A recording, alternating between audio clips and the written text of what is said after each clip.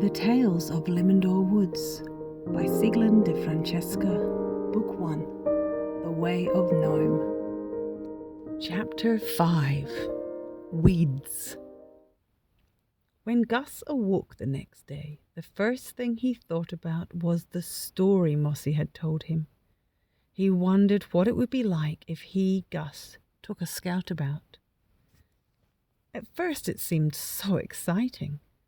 But when he considered it more, he realized that he would miss his parents too much, particularly if he was to be gone for years and years. That would not be fun. But perhaps someday he would take a short scout about, a pretend scout about. Maybe that would work. But today he was definitely going to go back into the woods, for surely there were more adventures to be had. Remembering the gnome's rule of generosity, he grabbed several of his marbles from the toy box in his room and pocketed them. Then he went out to do his chores. The hens, Biddy, Betty, and Bella, had been busy and left 3 eggs for him to collect. Gus quickly filled the wood box, but when Gus saw how long the garden row would take to be weeded, he groaned with disappointment. He leant over and pulled some weeds, but sadly, I must say, not very carefully. In fact, it was a job poorly done. Finished in no time, Gus stood up and dusted himself off. He was very pleased with himself, with how little time he had taken and how much more time he would now have for play. Gus was about to turn away from the garden when something stopped him. It was a thought, a memory. He imagined Mossy counting off the golden rules of Gnome on his fingers. What was the first one? Be kind. Was Gus being kind to his parents by doing the garden work carelessly? And the second one, to be honest. He couldn't honestly say he had done his chores when he hadn't really done them. Gus turned back to the garden, crouched down, and this time took extra care to pull all of the weeds, each and every one from that garden row. Sure, it took a little longer, but he realized he really didn't mind. It felt good to do the right thing, and to do it well. When he returned, his mama had a yummy breakfast waiting for him. "Did you finish your chores, dear?" Now Gus could admit he did with pride. "So are you off to the woods again today, Gus?" she asked. She was happy he was having so much fun and knew that there was little to fear for his safety, for they lived in gentle times, and theirs was a gentle part of the world. After goodbye kisses, Gus was on his way. He had a plan. He was going to climb his apple tree first and see if he could see the mountain again. He was determined to find that mountain and climb up to its very highest peak. Gus loved being up high. For him, the top of the apple tree was his favorite place to be. From there, he scanned the full length of Limindoor Woods, but was disappointed to see mists tangled in the treetops, hiding any chance of his spotting the mountain. Not to be discouraged, he climbed down and once again made his way into the woods to visit his new friend Mossy. This time, he found Mossy in his garden, on his hands and knees, weeding a bed of starflowers and forget-me-nots. The forget-me-nots, which are close to the ground in Gus's mama's garden, danced far above Mossy's head. Gus silently watched Mossy. He was thinking about the lesson he had learned earlier about doing his work well. Without turning, Mossy said, "You're welcome to come and help me if you like, Gus."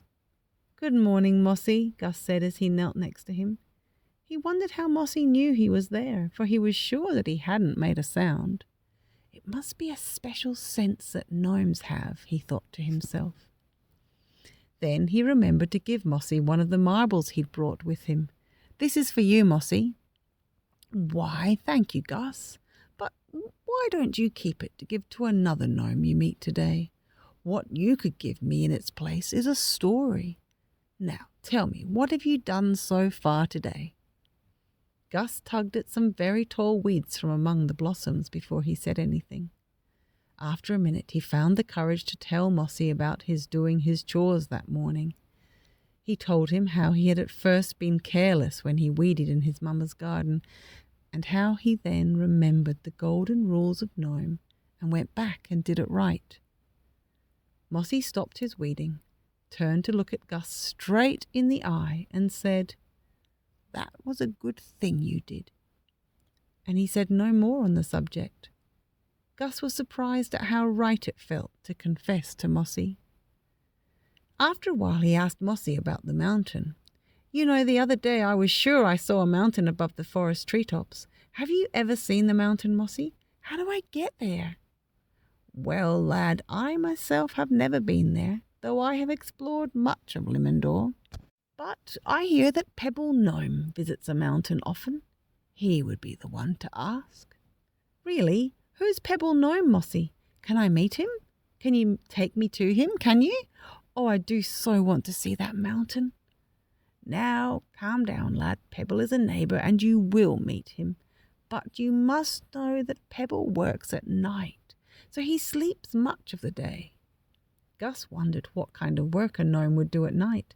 Then he said, a bit downheartedly, "But Mossy, I can't come here at night.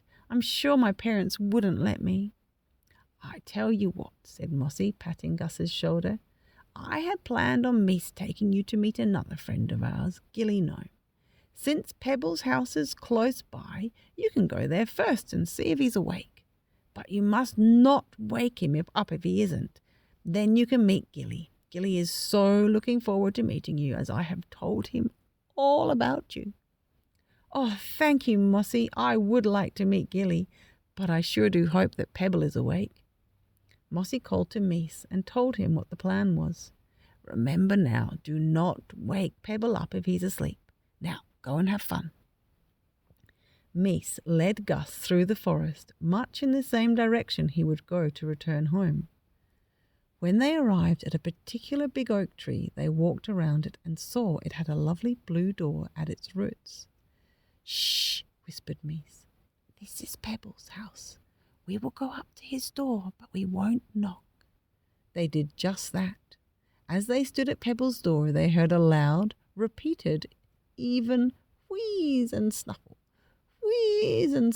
coming from within. Gus started to giggle, so they quickly stepped away from the door. Pebble was clearly there, but he was asleep and snoring. Well, that was a disappointment, but it wouldn't keep Gus from trying and trying again. One day he was sure to meet Pebble. Gus followed Meese as they returned to the main path, and then turned to the north towards Gilly's. Soon Gus would be meeting another gnome of Limindoor Woods.